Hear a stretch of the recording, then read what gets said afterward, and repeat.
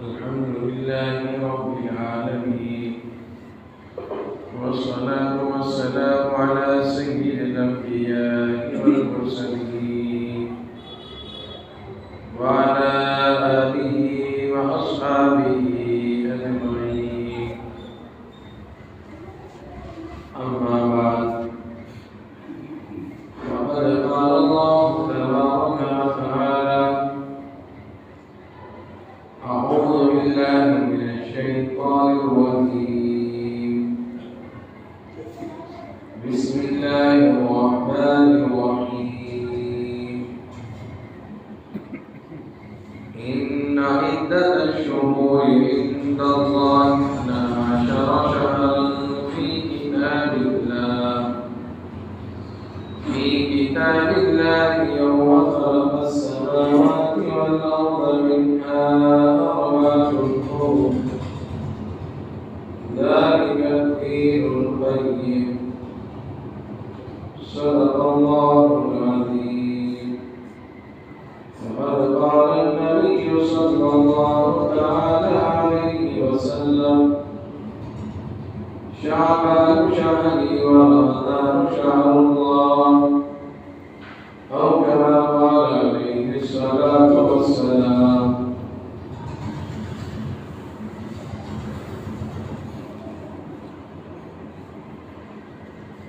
اسلامی سال کی ابتدا چاند کے اعتبار سے ہوتی ہے،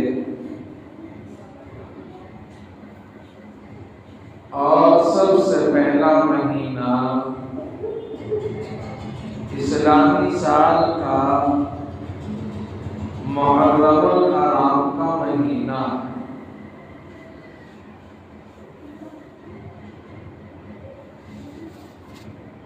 اور ذی الحجہ پر اسلامی سال کا اختتام ہو جاتا ہے، اور درمیان میں 12 مہینے ہوتے ہیں۔ یہ شعبان کا مہینہ جو اس وقت ہمارے اور آپ کے سامنے ہے، یہ اسلامی سال کا 8واں مہینہ کہلاتا ہے۔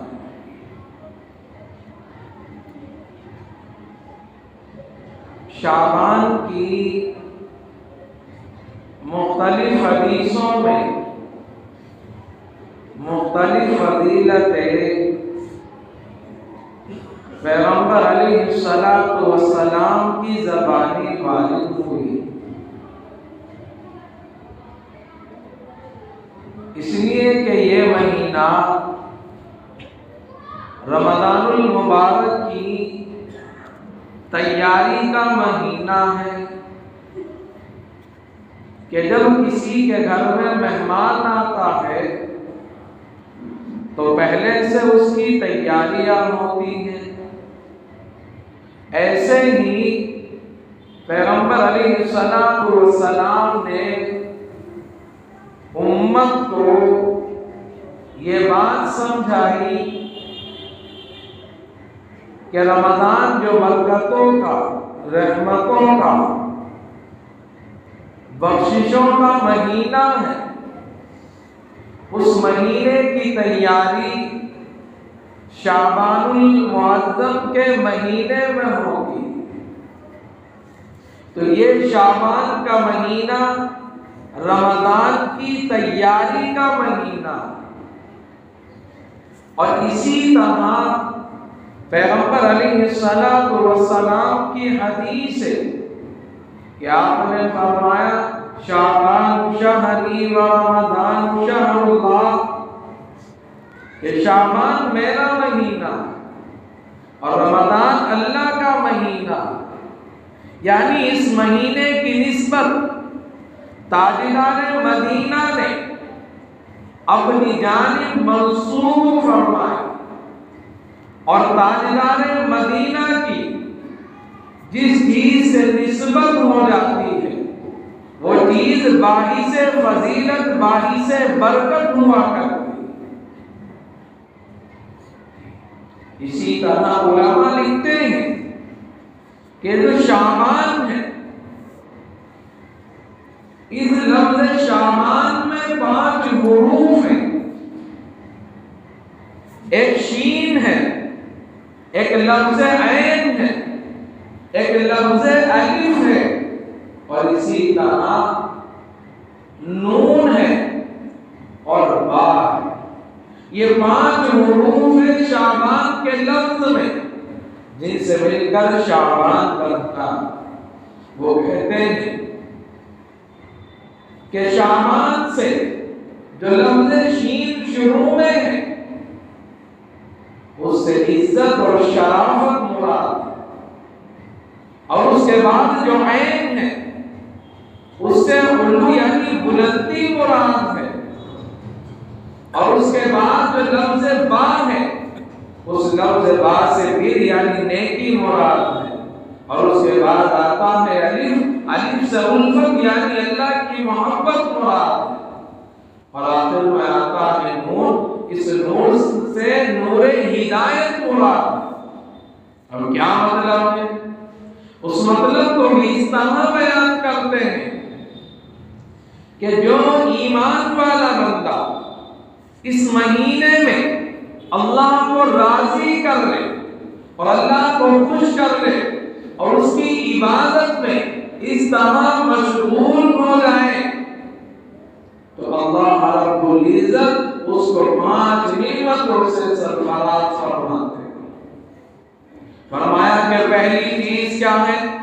فرمایا کہ اس مہینے میں اللہ کو راضی کرے، اللہ اسے عزت اور شرافت کی زندگی عطا کر دے، اور جسے اللہ عزت عطا کر دے دنیا کا کوئی انسان اس کو ذلیل نہیں کر سکتا۔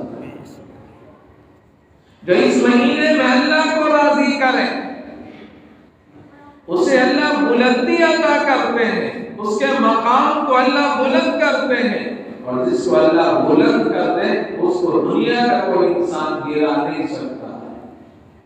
اسی طرح جو اس مہینے میں اللہ کو راضی کر لے اللہ اسے اپنی محبت عطا فرماتے ہیں، اور جسے اللہ کی محبت نصیب ہو جائے دنیا میں اس سے خوش نصیب انسان کوئی اور نہیں ہو سکتا۔ اسی طرح اس مہینے میں جو اللہ کو راضی کرے اللہ اسے نیکیوں کی توفیق عطا فرماتے ہیں، اور جسے نیکیوں کی توفیق مل جائے وہ دنیا میں بھی کامیاب ہوتا ہے، آخرت میں بھی وہ کامیاب ہوتا ہے۔ اور آخر میں فرمایا کہ جو اس مہینے میں اللہ کو راضی کرے اللہ اسے نور ہدایت عطا کرتے ہیں، اسے اللہ کی معرفت نصیب ہوتی ہے، اور اللہ کی معرفت پر اس دنیا سے رخصت ہو جائے، اس کا خاتمہ ہو جائے تو دنیا سے آگے چلنے والی جو زندگی ہے وہ زندگی اس کے لیے آسان بن جاتی ہے، اور آگے کی منازل اس کے لیے آسان ہو جاتی ہے، اور آسان لفظوں میں کہیں اس کے لیے جنت کا راستہ ہموار ہو جاتا ہے۔ اسی لیے تو حضرت اسامہ رضی اللہ تعالیٰ عنہ فرماتے ہیں کہ میں نے پیغمبر علیہ السلام کی زندگی کو دیکھا تو میں دیکھتا ہوں کہ آپ ہر ہفتے 2 دن کے روزے رکھتے اور روزوں کو چھوڑتے نہیں۔ ایک دن میں نے عرض کیا کہ اللہ کے نبی میں نے دیکھا ہے آپ کو کہ آپ 2 دن کے روزے رکھتے ہیں اور 2 دن کے روزے چھوڑتے نہیں ہیں۔ پیغمبر علیہ السلام نے کہا اے اسامہ کون سے دن ہے؟ فرمایا ہے پیارے نبی وہ پیر کا دن ہے اور جمعرات کا دن ہے۔ میں نے دیکھا ہے کہ آپ یہ روزے باقاعدہ رکھتے ہیں، مسلسل رکھتے ہیں، آپ کی ناگا نہیں ہے۔ تو اس موقع پر پیغمبر علیہ السلام نے ارشاد فرمایا اے اسامہ یہ 2 دن ایسے ہیں کہ جن دنوں میں اللہ کی بارگاہ میں بندوں کے اعمال پیش کیے جاتے ہیں۔ میں چاہتا ہوں اور میں اس بات کو پسند کرتا ہوں کہ جب میرے اعمال اللہ کے سامنے پیش ہوں اور فرشتے لے کر حاضر ہوں تو میں اس کا بندہ روزے کی حالت۔ پھر حضرت اسامہ کہتے ہیں پھر میں نے کہا کہ پیغمبر علیہ السلام ایک چیز اور ہے جو میں نے آپ کی زندگی میں دیکھی. آپ نے فرمایا وہ کیا ہے؟ فرماتے ہیں کہ میں نے دیکھا ہے کہ شعبان کے مہینے میں آپ اتنے روزے رکھتے ہیں، اس سے زیادہ روزے آپ کسی مہینے میں نہیں رکھتے. پیغمبر علیہ السلام اس کی وجہ کیا ہے؟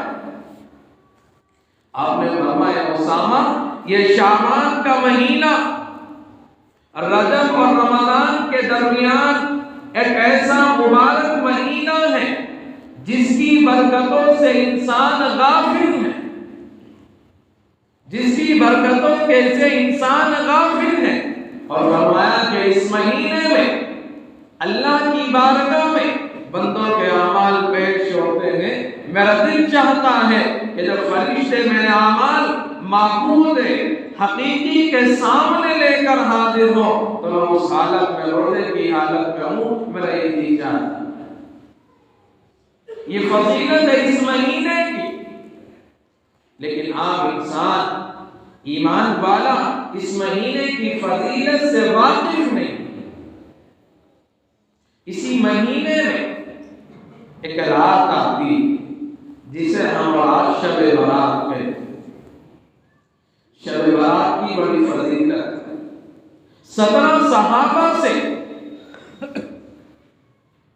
اس رات کی بارے میں اور اس رات کی فضیلت کے بارے میں احادیث وارد ہوئی. پیغمبر علیہ السلام کی حدیث ہے. حضرت علی رضی اللہ تعالیٰ عنہ فرماتے ہیں کہ پیغمبر علیہ السلام نے ارشاد فرمایا جب 15ویں رات آ جائے تو رات میں قیام کیا کرو اور دن میں روزہ رکھا کرو.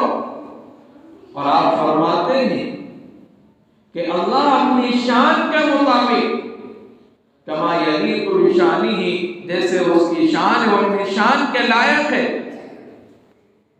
غروب آفتاب سے لے کر صبح صادق تک آسمان دنیا پر نزول فرماتے ہیں اور ایک منادی اعلان کرتا ہے الا من مستغرق کہ دنیا میں کوئی ایسا بندہ کہ جو اللہ سے اپنے گناہوں کی معافی کی بھیک مانگے تو ہم اس کو معاف فرمائیں. ہے کوئی ایسا دنیا کے اندر جو مصیبتوں میں گرفتار ہو ہم اس کو عافیت نصیب فرمائیں. ہے کوئی ایسا جو رزق کی تنگی سے پریشان ہو ہم اس کو رزق عطا فرمائیں. ہے ایسا کوئی جو پریشانی میں ہو ہم اس کے لیے آسانیوں کا انتظام کر دیں. یہ حدیث ہے حضرت علی رضی اللہ تعالیٰ عنہ کی. فرماتے ہیں کہ یہ سلسلہ منادی کا اسی طرح اعلان صبح تک ہوتا اور اس کے بعد جب صبح صادق ہو جاتی ہے پھر یہ منظر ختم ہو جاتا ہے، یعنی شب برات یہ ختم ہو جاتی ہے. ہمیں اور آپ ان احادیث مبارکہ کی روشنی میں جو کام کرنے ہیں اس مہینے میں وہ کام یہ ہے کہ سب سے پہلے ہم رمضان المبارک کے مہینے کی تیاری کی. اس لیے کہ رجب کا مہینہ ہواؤں کے چلنے کا ہے، شعبان کا مہینہ بادلوں کے آنے کا ہے اور رمضان کا مہینہ رحمت کی بارش کے برسنے کا. یہ بادل کا زمانہ ہے اور یہ تیاری کا وقت ہے اور اگر تیاری کے وقت میں تیاری نہ کی جاتی ہے تو پھر انسان کا کام خراب ہو جاتا ہے. اس لیے پیغمبر علیہ السلام ہر دن صحابہ سے شعبان کے مہینے کی تاریخ پوچھتے تھے. آپ حساب لگا کے رکھا کرتے تھے کہ کتنے دن باقی بچے ہیں، کتنے دن باقی بچے ہیں، کتنے دن باقی بچے ہیں. اور آپ صحابہ سے کہتے تھے کہ ہر دن کو یاد رکھو شعبان کے اور رمضان کی تیاری کرو اور رمضان کے چاند کے دیکھنے کا اہتمام کرو. تو پہلی چیز یہ کہ اس مہینے میں رمضان المبارک کے مہینے کی تیاری ہونی چاہیے. دوسرا کام کیا ہے؟ دوسرا کام یہ ہے کہ اس مہینے میں پیغمبر علیہ السلام سے کثرت سے روزے رکھنا ثابت ہے۔ ایمان والے کو، عاشق نبی کو اور محب نبی کو چاہیے کہ وہ اس مہینے میں کثرت سے روزے رکھیں۔ اسی طرح اس مہینے میں جو شب برات کی رات آتی ہے، اس رات کے اندر قیام کا اہتمام کرے، عبادت کا اہتمام کرے، لیکن وہ عبادت بھی کیسی ہونی چاہیے؟ فرماتے ہیں کہ عبادت تنہا ہونی چاہیے، نہ شبیرے کا اہتمام ہو، نہ نفلی جماعت کا اہتمام ہو۔ اس لیے کہ اس زمانے میں یہ چیزیں بھی بڑی عروج پر ہیں، لوگوں کو علم نہیں ہے اور لوگ تہجد جماعت سے پڑھنے لگتے ہیں۔ یہ مکروہ تحریمی ہے، شریعت کے اندر ایک طرح کی بدعت ہے جس سے ایمان والے کو بچنا چاہیے۔ تو اس رات میں عبادت کرے، تنہا کرے، اور عبادت بھی مفسرین لکھتے ہیں، فقہاء لکھتے ہیں کہ 4 کام اس رات میں کرنے چاہیے۔ پہلا کام یہ ہے کہ اللہ کی عبادت ہے، نفل پڑھ سکتا ہے نفل پڑھے، قضائے عمری پڑھنا چاہتا ہے قضائے عمری پڑھے، جو بھی نماز پڑھنا چاہتا ہے وہ نماز پڑھے۔ اور دوسرا کام یہ ہے فرمایا کہ قرآن کی تلاوت کرے، اس لیے کہ وہ کلام ہے اللہ کا، اور جس طرح اللہ کی ذات ہمیشہ سے ہے اور ہمیشہ باقی رہے گی، اسی طرح یہ اللہ کا کلام بھی ہمیشہ سے ہے اور ہمیشہ باقی رہے گی۔ تو اس رات میں قرآن کا، کلام اللہ کا پڑھنے کا اہتمام کرے۔ اور تیسری چیز لکھی ہے کہ ذکر اور اذکار کرے، تسبیحات پڑھے، اور لکھتے ہیں کہ مستحب یہ ہے کہ اس رات میں تیسرے کلمے کا ورد کرے، سبحان اللہ والحمد للہ ولا الہ الا اللہ واللہ اکبر ولا حول ولا قوت الا باللہ العلی العظیم۔ فرماتے ہیں کہ ذکروں میں سب سے بہتر ذکر ہے، اس کا اہتمام کرے۔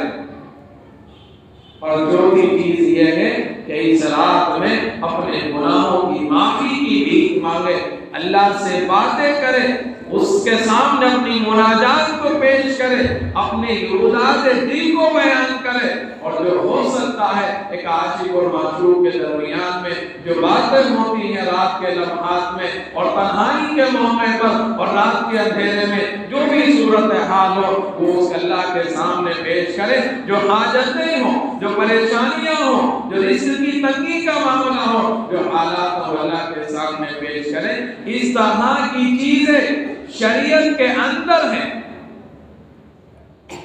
اور اسی طرح اگلے دن کا روزہ، اس کے بارے میں ایک روایت ہے صرف، لیکن مفسرین یہ بات لکھتے ہیں کہ اگلے دن کا روزہ رکھنا مستحب ہے، سنت اور واجب تو نہیں ہے، اسے سنت بھی نہیں کہہ سکتے، البتہ مستحب ہے۔ اور مستحب اس طرح ہے کہ پیغمبر علیہ السلام چونکہ کثرت سے روزہ رکھتے تھے، جب آپ کثرت سے روزہ رکھتے تھے تو اس دن کا بھی روزہ رکھتے تھے۔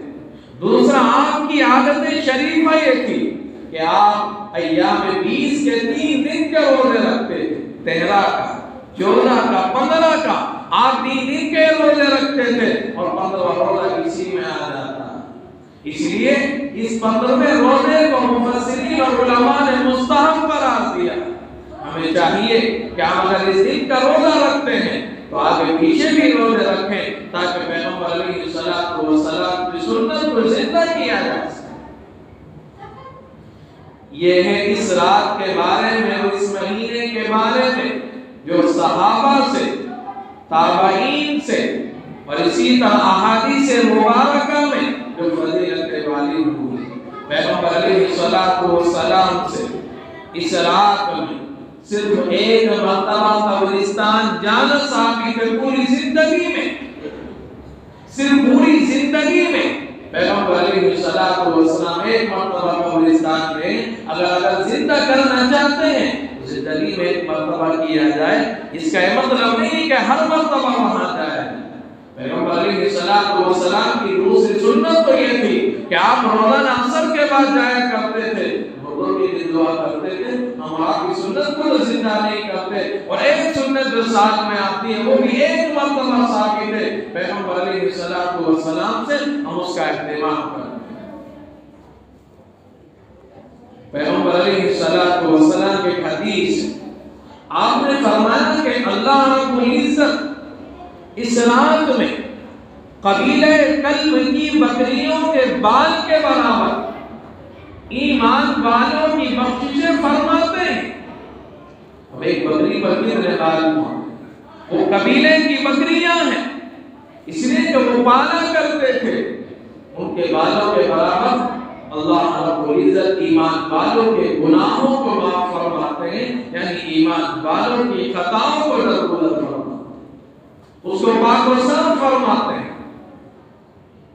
جب یہ منظر شیطان کو اس کا علم ہو،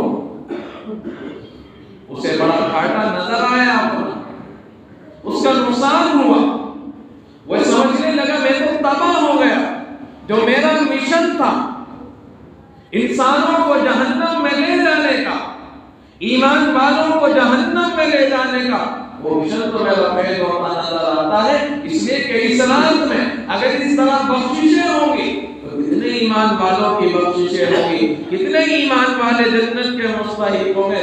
شیطان نے اپنی باتیں شروع کی، شیطان نے لوگوں کے درمیان حلوے کی رسم کو شروع کر۔ اب لوگ یہ سمجھتے ہیں کہ رات میں عبادت ہو یا نہ ہو لیکن حلوہ پکانا واجب، یہ عجیب ذہن ہے لوگوں کا کہ تاکہ وہ اسی چیز کے اندر مشغول رہیں، اور رات کے وہ لمحات جو مبارک لمحات ہیں وہ لمحات سے رکوع سے دور ہو جائے، یہ شیطان کا مشن ہے۔ اسی طرح شیطان نے ایک چیز اور ایمان والوں کے درمیان پیدا کی کہ رات مبارک رات ہے، یہ تمہارا تہوار ہونا چاہیے، لہذا پٹاخے پھوڑے جاتے ہیں، آتش بازیاں ہوتی ہیں۔